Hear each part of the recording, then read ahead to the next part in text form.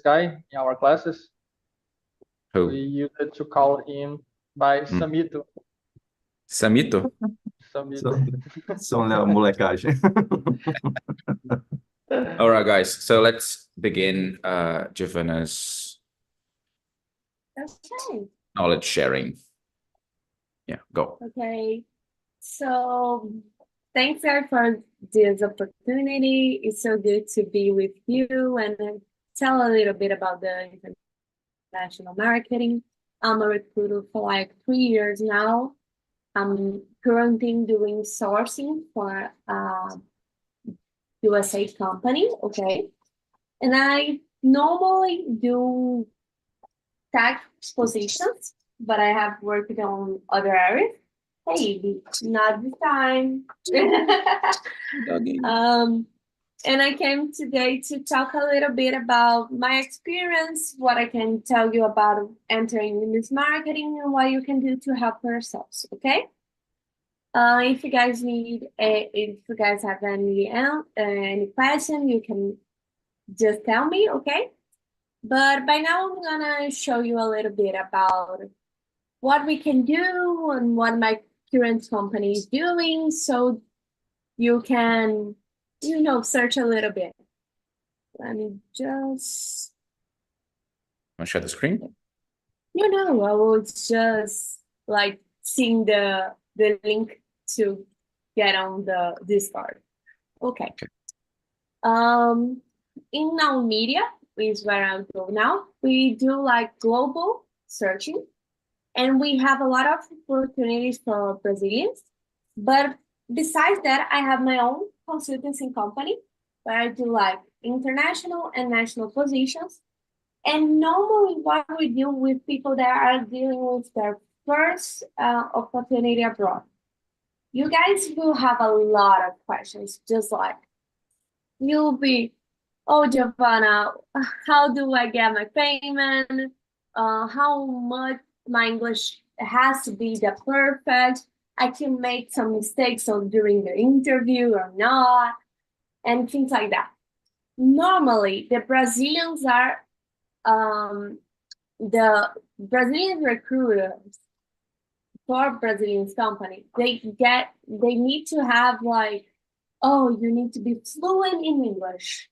But when you're working in a real international company, you see that is not a problem. Most of the guys that don't have their native language being English, they can do mistakes. They don't have to be perfect. You just have to be the best you can so people can understand you. And you don't have to be afraid of doing mistakes, okay? That is the best thing for you in an interview. Mistakes happen. It's not your native language. You know your job. You just have to be, totally focusing in what you know and try to literally think in English and speak as best as you can, but you can always make mistakes, okay? Don't push yourself so hard. Besides that, you need to have a good resume, a good LinkedIn, and an even better portfolio, okay? Recruiters are lazy people. We like a one-page resume that it's literally clearly your experience. It has to be like a simple way. Don't use like Canva templates. Try to use a Word on Google Drive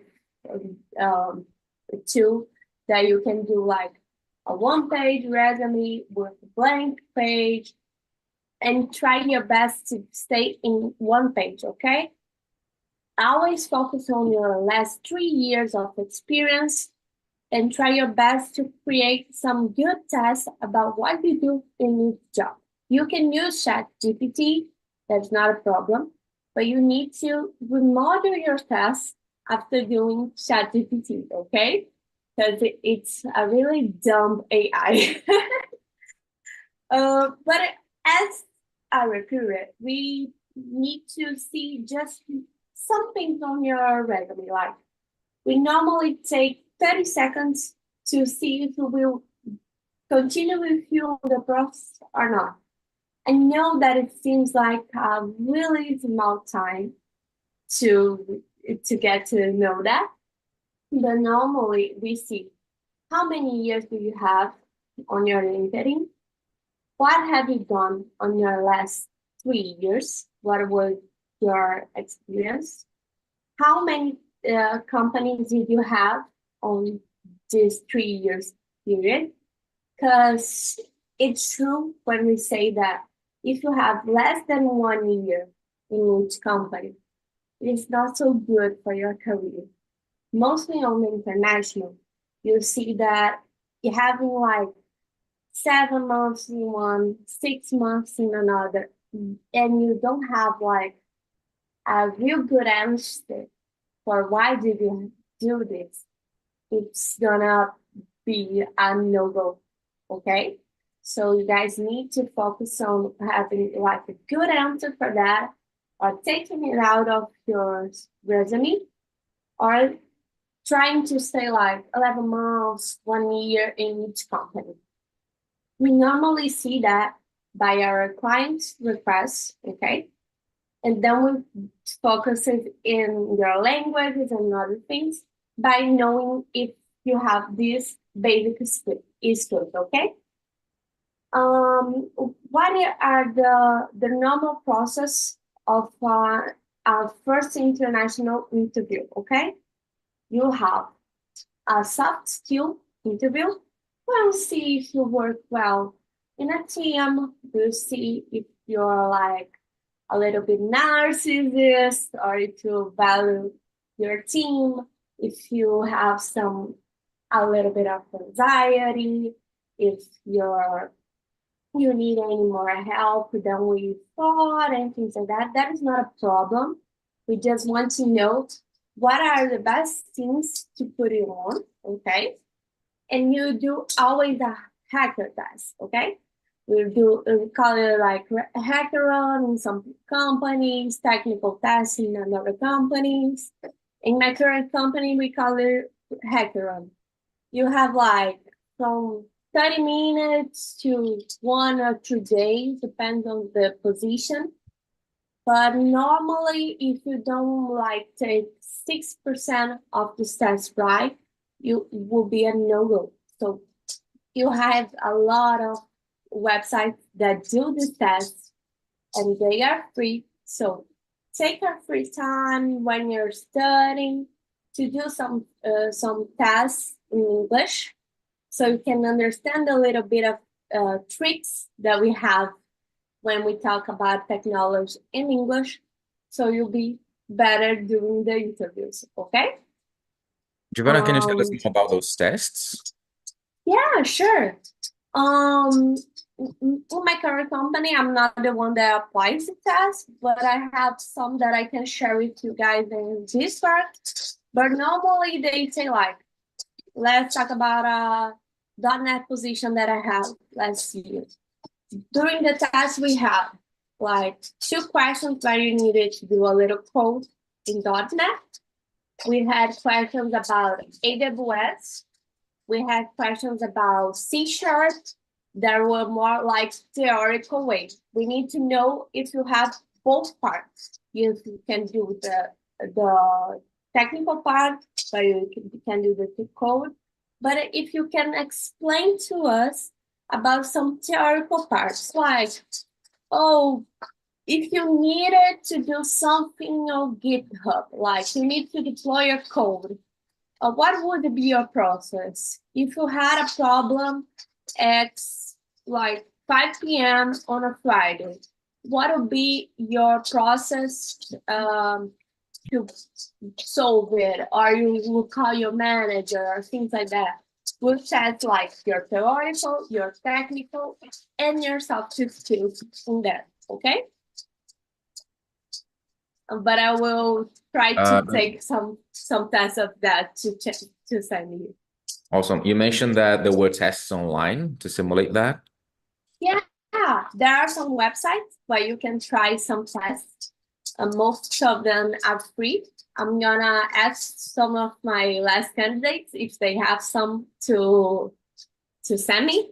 But I had a lot of candidates that said, oh, I was trying a lot of tests online. And then I went to this company and you have a test that is really similar to those ones.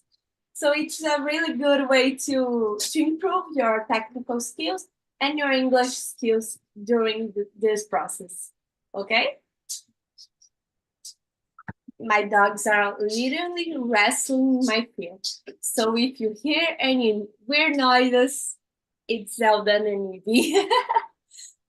But like, let me check if we have something really specific.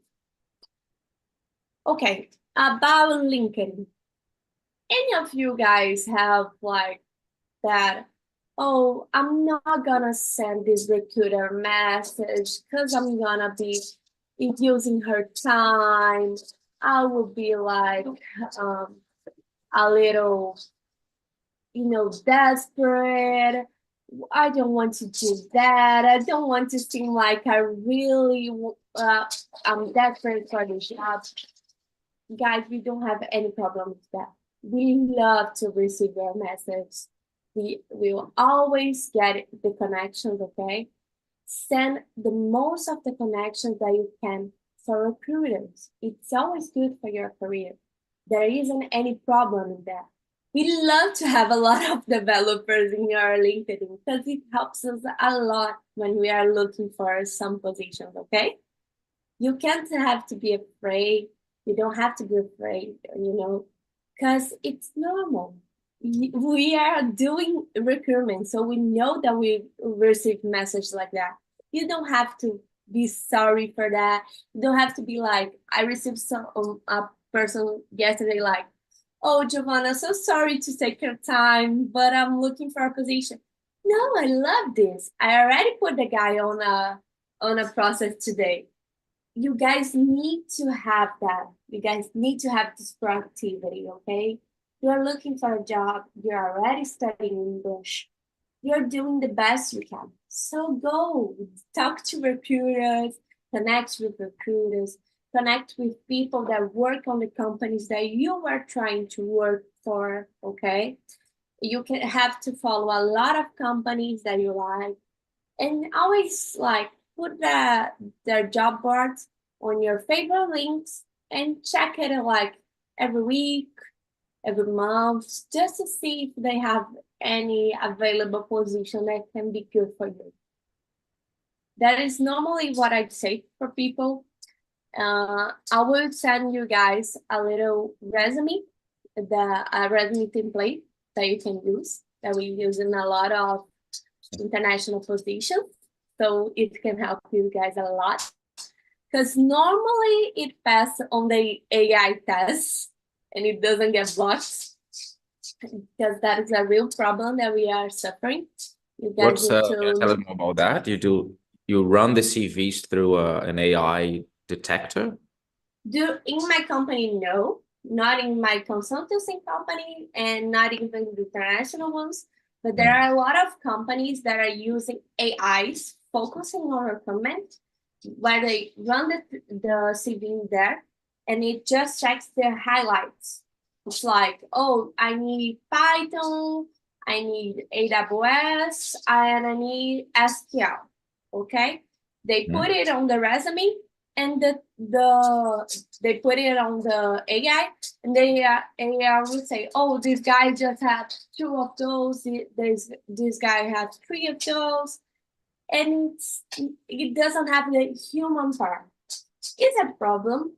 Other recruiters are trying to slow it down because we think that AI is not ready for this, but it's something that is happening. So we need to be prepared for that, okay? Because it's something that you may encounter during your process. So I will share a link about that, and you can try to do your resume on this template, okay? Interesting. So this template you're going to share with us, it's optimized for going through this pre-screening done by AI. It's not optimized. We have tested it in some of the AIs, and it's already like, okay with this, but we don't know if it's totally automatic for it. But we always have a little nuance about it on our recruitment team, and I will send it to you as soon as I get a new version. Awesome. Do you guys have any question? Do you guys need any, a specific thing to know? I do have a question that might interest everyone. So most people that are working in Brazil, they mostly have Brazilian connections on LinkedIn. Yeah. What would you recommend for them to start networking abroad? That is a really good question. Normally, it can be a really helpful, tool for that, because you can always search by location. I don't know if you guys already do that, but when you search for you can put recruitment, or you can put your programming language in there, and you can put people. I was using LinkedIn in Spanish. That's been a little crazy in my mind.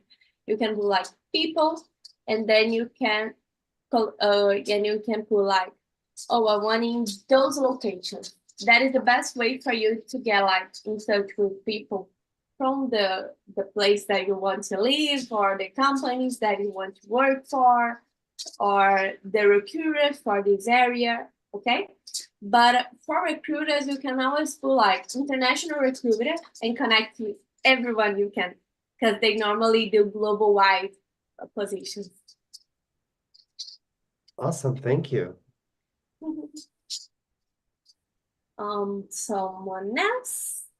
Okay. So Giovanna, did you stop your content to open for questions, or you finished your first? Yeah. Guys, recruitment internationally is not a thing that we have a lot to say about. It's more about trying to understand what are your points, because everyone needs a little different things. Most of you guys are seniors, so you don't have the technical problems that a lot of guys could have in this process, but you can have some real specific questions. Okay. Awesome. So guys, you can raise your hand for questions, so I can give you the word. Leonardo has a question already.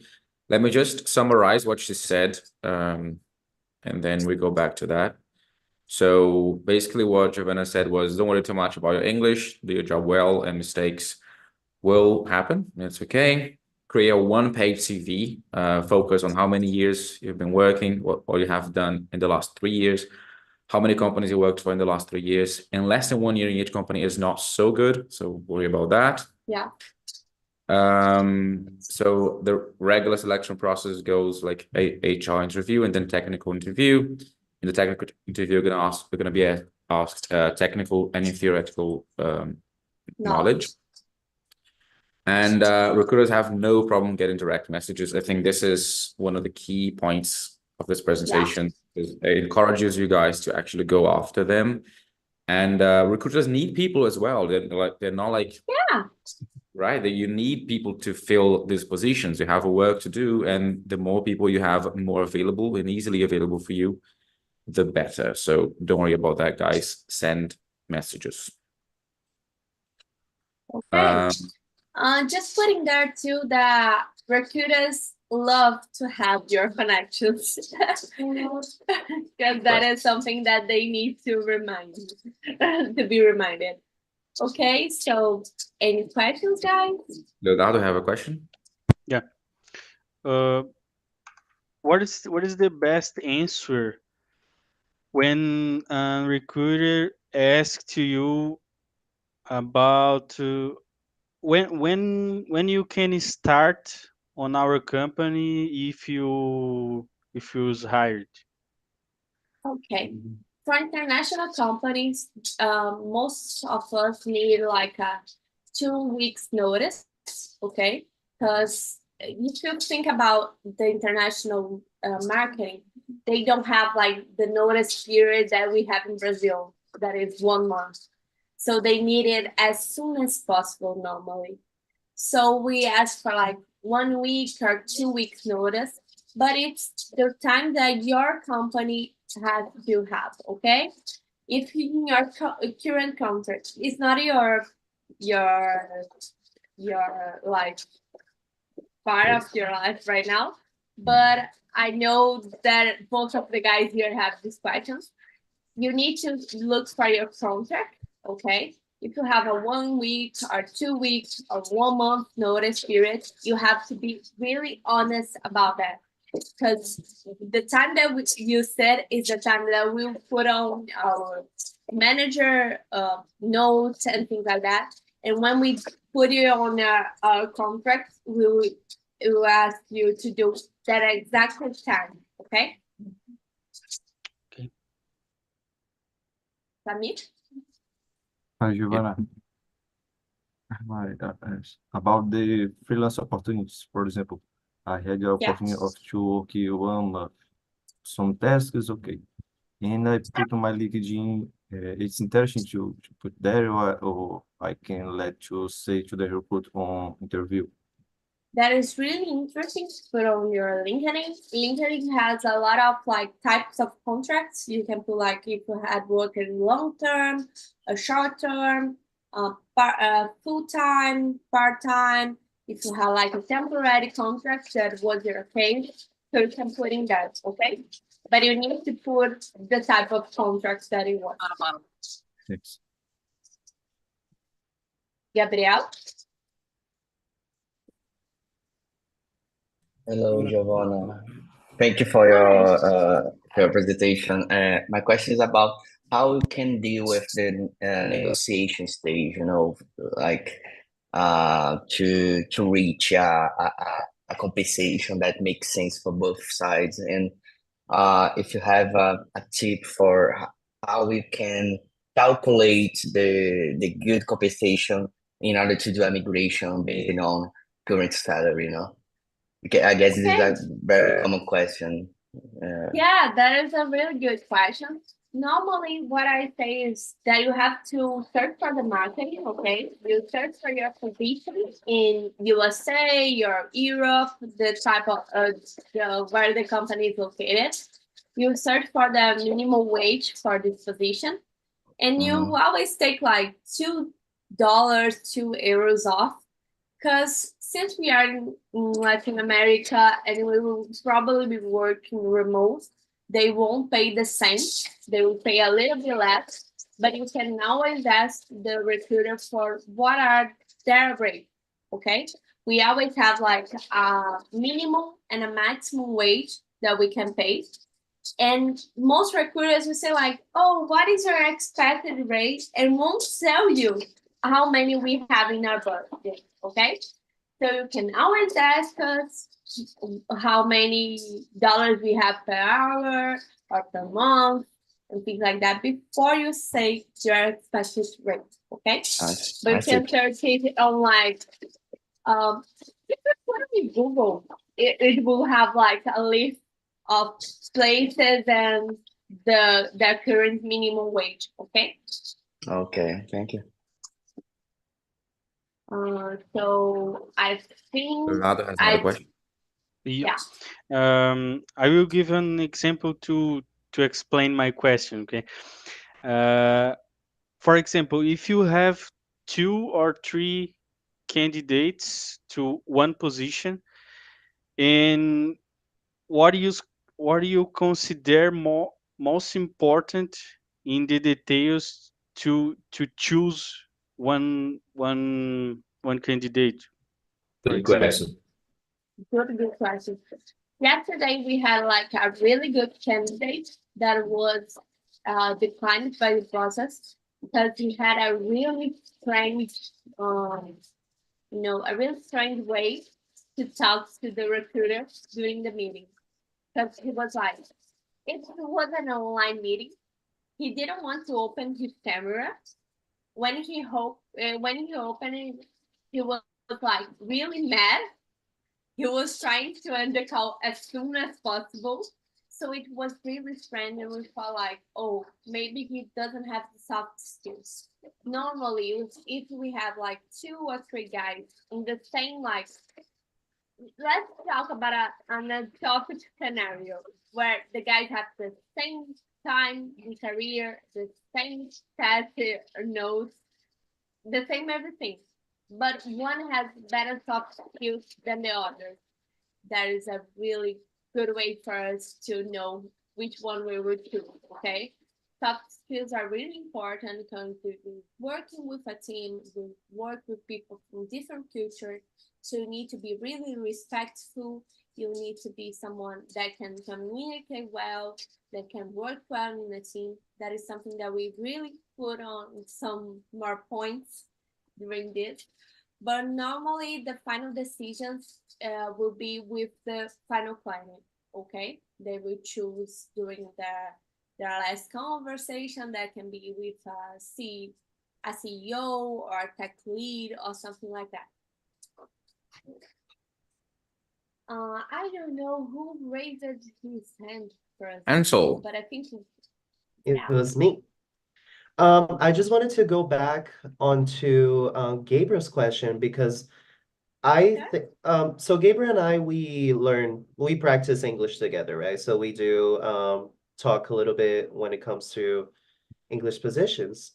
yeah, And I did tell him how important it is to negotiate your salary because as an international worker, you're not going to be getting the same benefits as an American worker, for example. So yeah, people in the United States, once they get hired for a job, they'll have the 401k, which is the retirement. They'll have their pay time off and holidays time off, and healthcare, which most of the time will be included into tech companies. But if we're being hired internationally, the most that we'll we see don't have is that. we don't have any of that. So we're just getting the Yeah, rough salary. So I think it's extremely important to communicate with your employer about those benefits, and you can explain to him, hey, I'm expecting a higher salary rate because I yeah, need to put some totally. contribution into my retirement. I need to put some contribution onto my healthcare. So I just wanted to kind of like, you know, make sure that people are negotiating because that is of extreme Yeah, importance. negotiation is a really big part of the process, but we need to be um, honest about that. They won't pay the same as an American employee. That is really horrible, even though we don't have the same benefits. But it's something that you can negotiate, and most of the companies will try to negotiate with you without any problem. Okay, and that was a really good point. We need to think about that. I tell to everyone, you need to have like a financial people who helping you in Brazil, because you need to know about how much will be your taxes in the invoice, how it will be applying your income every month. If you use Husky, Wise, or something like that, how much will be losing during the migration to the of the money to Brazil. You always need to put that on the paper, okay? Thank Yeah. you. By the way, guys, we have a bunch of partners as well at Giga. So whenever you guys go into that situation, just call me or Gustavo, and we're just gonna call the other guys to help you, like with the banking stuff and the legal stuff. That is perfect. So, Dennert, Hello, how are you? hey, I'm fine, and you? Fine. I've got at least 3 questions, but I'm not wanting to take too much time. Um, if I take too much time, guys, you can say. In your experiences, what are the hottest stacks that you think that are being demanded nowadays? For the recruiter part, or for the developers For part? us, I think in your experience, when you see clients, your client, and on your consulting, when you see they're demanding professionals on some specific stacks, what would you say that are the hottest stacks, the most demanded ones, or the ones with the greatest wages? Okay. The ones that paid the better are always the others. So it was like I had a position with automation in C# and .NET that took me like a year because we had to have a senior with like a great English that was able to go for a month or two to Europe, and it was really difficult because we didn't have guys that had the experience, that did a great test and have the English. It was a really difficult position for us, and they were paying like really good, like 25 mil reais, to say the least. And that leads me to the second question. What would you say Yeah. that are would you come up with a range, a figure that would represent a good opportunity? I know that it depends on the experience, it depends on Yeah. the stack, depends on a lot of things, but could you come up with a figure that you would say that is a great compensation, considering what you've been seeing? By now, I've been seeing like Latin developers in the senior status receiving like $20 to $25 per hour. Okay, that is a good compensation. That is a good compensation. Thinking about the international marketing thing in Brazil, I think 20 to and upper to the sky is always good, but you can always negotiate to try to get a 30, 35. That would be perfect. But going for 20, 25 is a good compensation to start on an international position, okay? Okay. I see that guys were like, oh, Golang, Node, Ruby. Guys, I have a lot of positions in Node. I don't think Node is too hard. We just don't have the right guys with the right English normally. But Golang, it's a difficult one to see in the market. That is it's a good thing that Yogo said here. Golang is good, but Golang is not like in a lot of places yet. Tell me your third questions. Okay, the last one. What about the relations we can have with the companies? It's my understanding that we normally are contracted as a contractor. Yeah. We establish a contractors relation. It's not exactly an employee relation. So you don't have exactly those benefits of an employee. You don't have you actually can negotiate about vacations, holidays, and so on and so forth, but it goes as you could if you negotiate those first. But my question is, what do you see about the relations? Normally, we do them as a contractor, yeah? Yeah. Not exactly an employee. Normally, it's a contractor or a vendor. Vendor is a new thing that they are calling the contract. Oh, didn't know but that. it's like a long-term contract. Okay, that is not a problem. It's like a 1-year contract, 2-year contract. Most of the companies have like 15 days for a year that you can take off in paid vacations. When they don't have that, they have like in our bank, where you can like negotiate to have some days off, and you can pay that in another day. So it's been a little bit better, but it's not the best scenario yet. But normally you have a contractor or a vendor contract, okay? Okay. That's it. Thank you. Okay, thank you. Awesome, Michelle. Giovanna, nowadays we are receiving some news about some companies that are stopping to hire for remote jobs. I would like to know your opinion about this and what do you think will happen at the next years? For me, remote is the future, totally. We have a lot of companies going back to the inside positions, but that is not a normal thing yet. We see that a lot of startups are getting like, no, we'll stay on remote. We are on 100% remote. We won't go on site. So we'll be seeing a lot of discussion about this on the next months, maybe on the next year.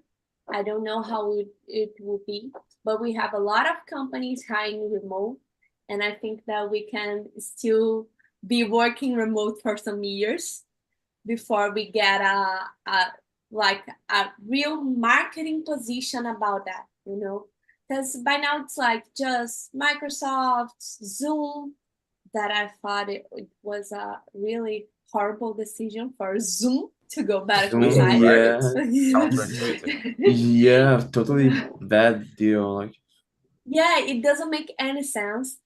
But most of the companies know that they can get better developers in Latin America, in India, and they can't bring these people to their country just for like, oh, I want to be on site. This guy will work better in his home country. He'll work better with like your current wage in a country that is a little bit cheaper. So they know that they can put these people on site. So stay calm with it. You can still work remote, okay? Thanks a lot. Hi, Giovanna. Nice to meet you. Hi. I have a question. Okay. How is this scenario today for Java vacations? Vacancies? Are salaries decreasing? What's the average salary for Java backend today? Just Java backend. Okay. I have seen a lot of full stack positions with Java. I found it a little bit strange because it was like I had a position with Java and React, and I was like, oh, I never saw that, but okay. We have been having a lot of full stack positions with like Java and Angular and Java and React, but I see that the Java positions have been decreasing a lot because a lot of people don't want to work with Java anymore. That is a horrible thing. I think that Java pays really well. Java is something that is really used in the marketing, but a lot of juniors don't want to work with Java anymore. So it's a marketing that in some years we'll just have seniors, and the seniors someday will retire. So I don't know, we like to put the guys in college to work with Java so we can restart this marketing, okay? But most of the positions that are opening are like full stack or like really senior, like an specialist in Java. But when you have a Java position, oh God, it pays really, really well. One of the highest pays that I have already offered in my life. yeah, that's nice. So let me Yeah. Google how to write Java now. But the problem is Java, it's like you hate or you love. There is no middle. Exactly. Thanks, Giovanna. Hi. Hugo, Hello.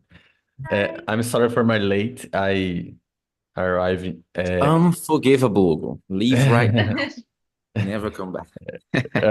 I have a question. What do you think about software engineer very a lot of experience in Brazilian, but begin English? What do you think here in this software engineer, the begin position, for example, junior in international companies, but your language level, for example, A2, not B1, for example. Okay. Because I think about this. Finish my question. Yeah. I begin in Mercado Livre. evoluir muito. I don't I know. evolved. Yeah, Evol it's more okay. Stay calm. Take deep uh, breath. more with Spanish, it's requirement for me, but I don't know. I study in my company. I can talk with different people in my team. What do you think about the English? Okay. Mercado Libre is I think Uruguay company, so they value the Spanish a little bit more. But when we are talking about like the whole international marketing, the English is really important. There is a lot of positions for like intermediate English, like intermediary English, but they are not like focusing on Brazil or something like that. They want people from Mexico, they want people from like Argentina. Portugal, Spain, Argentina, because are people that have a little bit cheaper country, so they will take a little bit less than us. Yeah, here in Brazil, we are a little bit more available than Argentinians and other places, but you can always try. You have the no, so let's go for the offer, but you need to try to like improve your English before trying that, because I see that you have a little bit of anxiety talking in English, Yeah. and that is a problem just for your confidence, you know, because if you are not confident in what you're talking, we will see that and we will check like, oh, I don't think he'll be confident with talking with a team if he's not confident in talking with me. So before like trying an international position interview, you need to be confident in yourself. You don't need to have a perfect English. You need to be confident in the English that you have. Okay? Perfect. You can always make mistakes. If you're talking to a Brazilian, you can talk some words in Portuguese, just like you did. We'll just help you. But you cannot be like, oh, I'm sorry for my English level or something like that. You can always say like, I'm not a native in English, so if I do some mistakes, please excuse me, I'm a little anxious. And then you go, you know what you're doing. Just like be proud of yourself for trying and be confident of yourself. You're doing so well. You're already studying. You're already trying to improve your career. You don't need to like put yourself down because you don't have the perfect English. Yeah, and Perfect. you are not A1 or A2. Like, there's no way you were that, you know? Yeah. If you understand what you're speaking and you actually can create sentences and share what you're thinking, this is not your level. It's B2 or up, you know? Yeah. I You think know, about the B1 because B1 can talk talk more comfortable with different people, has more you mistakes. know, Yeah. Yeah. you know But that also, like I work with a girl from Costa Rica. She works in a Texas company for the last 8 years, and she does a lot of mistakes in English. She does a lot because sometimes you think in our native language. Yeah. No one will be perfect if we weren't born in a place that speaks English. So don't push yourself so hard, okay? Okay. Perfect. Thank you, Giovanna. just a comment here, guys. A good measure of having an intermediate level is being able to share your opinion. If you can share your opinion about something, it means you are an intermediate speaker. You know? Yeah. And that's what matters most in this case. Nice. Come on, guys. Any more questions? Do you want like some? Have a final question or final 2 questions, guys? I think almost everyone asked questions. That's great. Yeah, I'm really happy with that. I have one. I have a question. I have one as well. There you go. We have Raise the hand. Raise your hand. Raise the... Giovanna, my questions. You literally raise the hand. Yeah, Uh, physically raise your hand. Okay, go. No formality. My question is kind of specific, but what is the expected answer? This is a question that I ask a lot when doing mock interviews. So, what is an expected answer when I ask an interviewee, what is the reason he's thinking of leaving his company? Because that is a question that always makes people like stop in their tracks. So, what is an Yeah. expected answer? That is a really good question. You have to be honest, you know. You can always be honest, like, oh, I'm now. Don't like, you know, say that, oh, my body is up, and you go lying down for that. But you can always say like, the company culture is not a fit for me anymore, or I'm seeking for a better compensation, but in my current company, I don't have this opportunity in like a short term, or I'm looking for a way to expand my knowledge. So I think this new position will be better for me.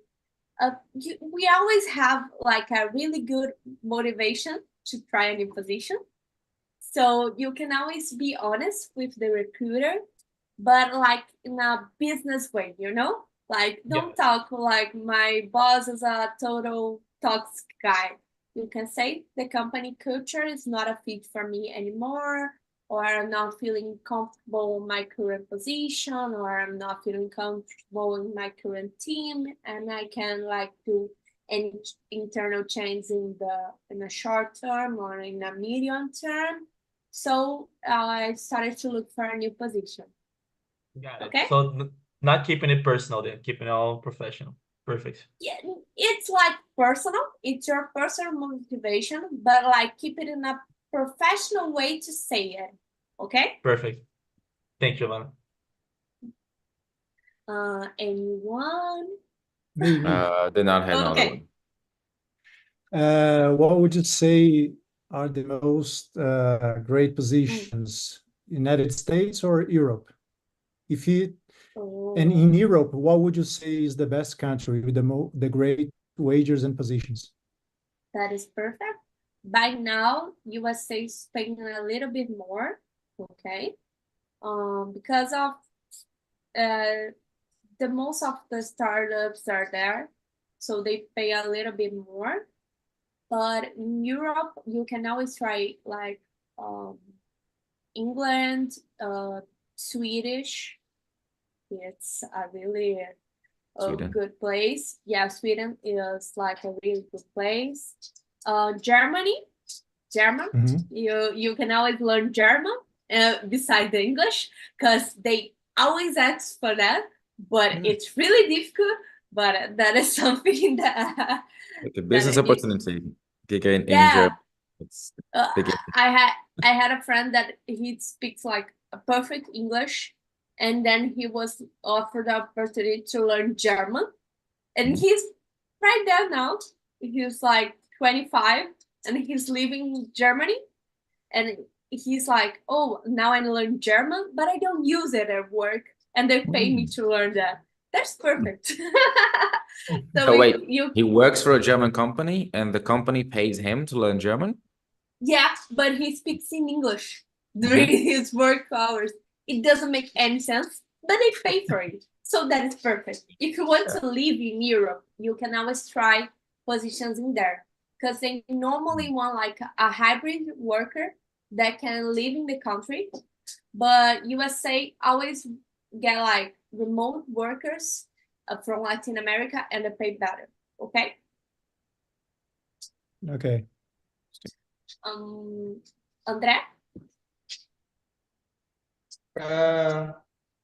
Hello, Giovanna. Nice to meet you. Hi. I just want to know if do you consider which is English level certified test for your positions, because to me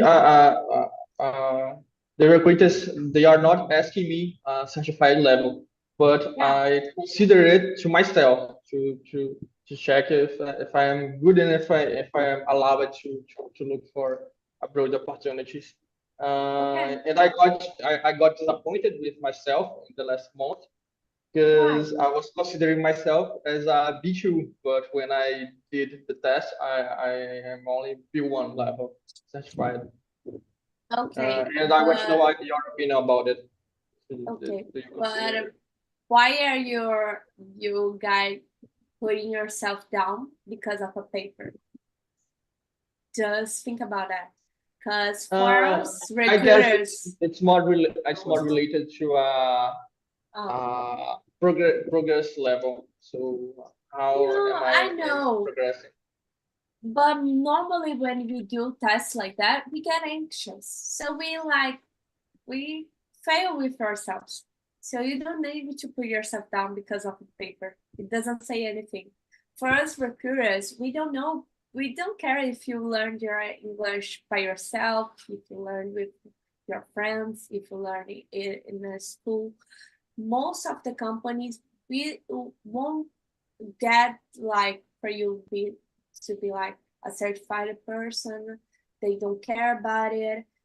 Some companies, when they want you to work in a hybrid or on-site, they will ask for the TOEFL test. But besides that, you don't need that. Recruiters aren't dealing with that. They won't be like, oh, Andrea, I need to see your certificate. It's your certification, okay? They will just ask for you to speak with them in English, to send like a voice note or something like that. Don't push yourself down just because of a paper. A paper doesn't mean you, okay? If you see your progress in English, you have progress in English, okay? A paper doesn't mean anything. You know that you're improving. You know that you're improving like in vocabulary, in confidence, in everything. These guys here, they know me, they know you even better. They can say if you had any progress or not. Don't push yourself too hard, okay? We That can. was good. That was great. Yeah, it helps. Andre, by the way, because I was the one that applied the test with him, and I took the test previously to see what it asked. It's grammar questions. You have to basically fill up phrases, and it tests your intuition when it comes to complexity of grammar. But this is not what was being tested when you apply for interviews, you know? So, and there are people who are better at tests and they are very good at grammar and they cannot communicate. So someone who is very good at grammar and that studied for these kinds of tests will get like a C1 or C2 level. But when asked to share their opinion or you know their knowledge, they won't be able to. So take that with a grain of salt. There's an expression for that, which means don't see that as a whole truth. It was just a little window to one aspect of your language. You know, there are many aspects to be analyzed. For example, I think Giovanna can confirm that it will be more impactful for you if you're not nervous, and the test will not test that. So like if you used to talk in English, eventually you will lose this like whole aspect of being nervous. The test will not give you an answer on how confident you are for the interview. Yeah, and one thing, I have been speaking English for almost my whole life, and I still get anxious. I'm like full of anxiety because I don't know any of you guys, you know. So it's like I get real anxious. That is not a normal thing. It's like it's not my native language. It's not something that I'm totally comfortable of. You will be anxious, but you just have to like get your own way to deal with that. And if Gustavo said that it was just grammar, he knows way better that will not be in your interview, okay? You won't be like declined because of that. Just be yourself. You're Something trying that your I always best. tell my students, because once we do mock interviews, sometimes on their very first times, they do get really nervous and they do stutter a lot and they have some difficulties. And I'm like, hey, calm down. I'm not actually hiring you right now. We're just practicing. That's something that we're gonna be repeating a lot. We're gonna be doing this every week. So there's no reason to be nervous. We're all pretty much, you know, kind of family here. So feel comfortable. please gather your thoughts. And they do so much better once they actually calm down. Yeah. One thing that I do when I do full circle recruiting is that I take the first like 5 to 10 minutes and I speak in Portuguese with the guy just to get him a little bit calmer so we can like proceed in English, okay? You just need to be focused and be calm. Don't let your anxiety talk to you, okay? You're better than what the paper says. It's just grammar, you know. Grammar is something for the theoretical part. You don't need to focus on that right now. Awesome, guys. So can we wrap up? Yes. You always have a way to talk to Giovanna. She is in the Discord channel. Yeah. She's part of the community. You guys have my LinkedIn. You always can talk to me in there too, okay? Sometimes I don't see Discord because, you know, work. But you can always text me on LinkedIn and things like that. I'm here for you. I will send you some things in the Discord, and I'm here for everything you need, okay? Yeah, here's her LinkedIn, guys. We can all It was a pleasure to meet you guys. Gustavo, Marcos, all the Giga team. It was a pleasure to be here. You guys are awesome. Thanks for the time. Thanks for having this opportunity to meet these awesome guys that someday can be working with me in an international company. I hope so. Very soon. Also hope so. Yeah. That's the goal, actually. Yeah. All right, guys, let's take a picture. All right. 1, 2, 3. Go. Yay. Michelle, waiting for you. Wait. 1, 2, 3, and yay. Very good. Thanks a lot, everyone. Thanks a lot, Giovanna. One more time. And we see each other in the corridors of the digital world. Bye, guys. Have a great weekend. Bye-bye. Bye-bye. Bye-bye.